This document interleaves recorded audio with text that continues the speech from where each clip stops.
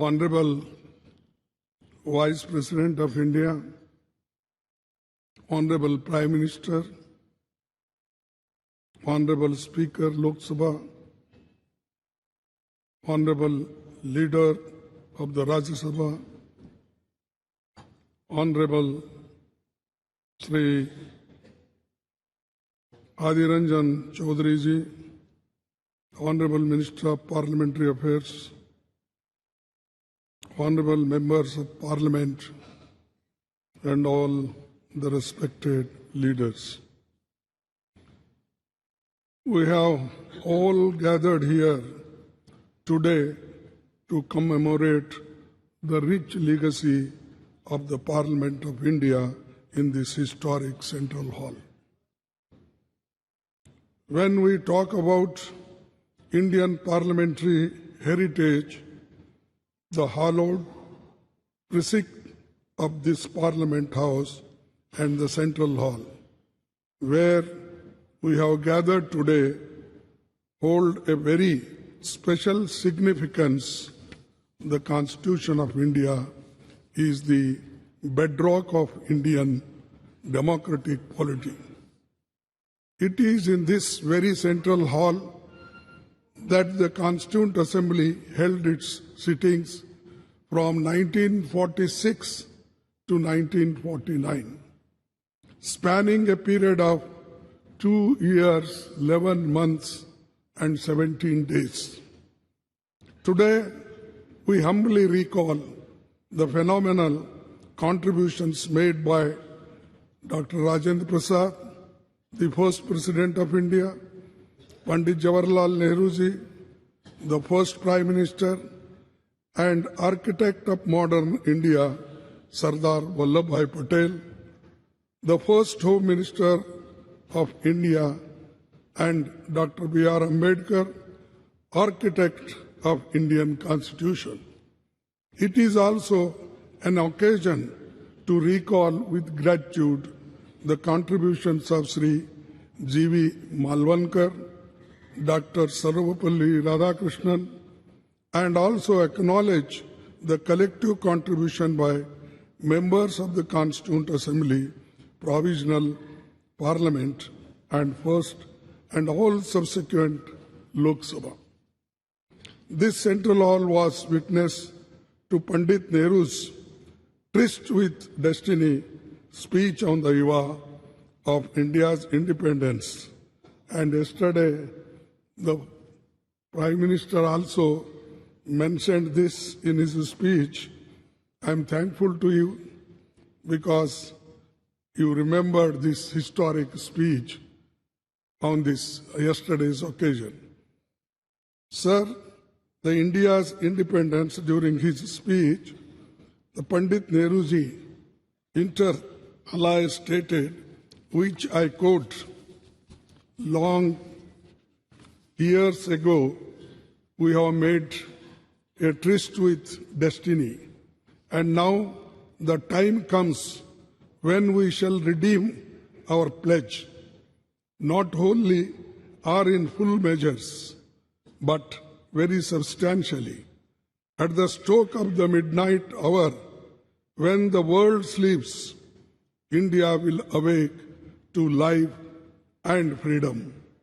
A moment comes, which comes but rarely in history, when we step out from the old to new, when an age ends, and when the soul of the nation, long suppressed, finds utterances.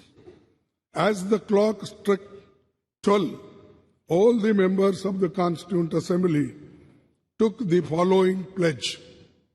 At this solemn moment, when the people of India, through suffering and sacrifices, have secured freedom, I, a member of the Constituent Assembly, do dedicate myself in all humility to the service of India and her people to the end that this ancient land attain her rightful and honored place in the world and make her full and willing contribution to the promotion of the world peace and the welfare of the mankind. These words spoken on the day of this historic speech of Pandit Jawaharlal Nehru ji. I wish to emphasize at this juncture that this is all due to the collective and dedicated effort by parliamentarians cutting across the party lines over the past 7.5 decades. This rich legacy has formed a strong foundation for India's growth as a powerful democratic nation. Every nook and corner of the Parliament House has witnessed the evolution of our parliamentary democracy over the past 75 years. As we bid adieu to the Parliament House and move to the new Parliament building today, I am overwhelmed with emotions and tinge of pathos. We would, of course, be continuing our parliamentary duties in the new Parliament building, but will miss the Parliament House. The success of the institution lies in the upholding constitutional values and ideals. The idea that institutions are sacrosanct and essential for the success is a fundamental principle in governance and development. We should commit ourselves to adhere to and preserving the constitutional values and parliamentary traditions as the country moves ahead in effectively performing parliamentary duties and in our endeavors for the growth of our nation. To build this country, forgetting our parties, political parties, we should be one to build the nation, to protect the nation, to protect the Constitution, to protect the democracy. This must be our aim. With these words and one quote I will say, no man can be grateful at the cost of his honor. No woman can be grateful at the cost of her chastity. And no nation can be grateful at the cost of its liberty. So, to protect our liberty, to protect our integrity, we must work all together. That is the only way to build the nation. Thank you. Jai Hind. सुनकर देखो, सुनकर देखो, सुनकर देखो जी, ममता राहुल मोदी बोले, लिखे जितेंद्र जी।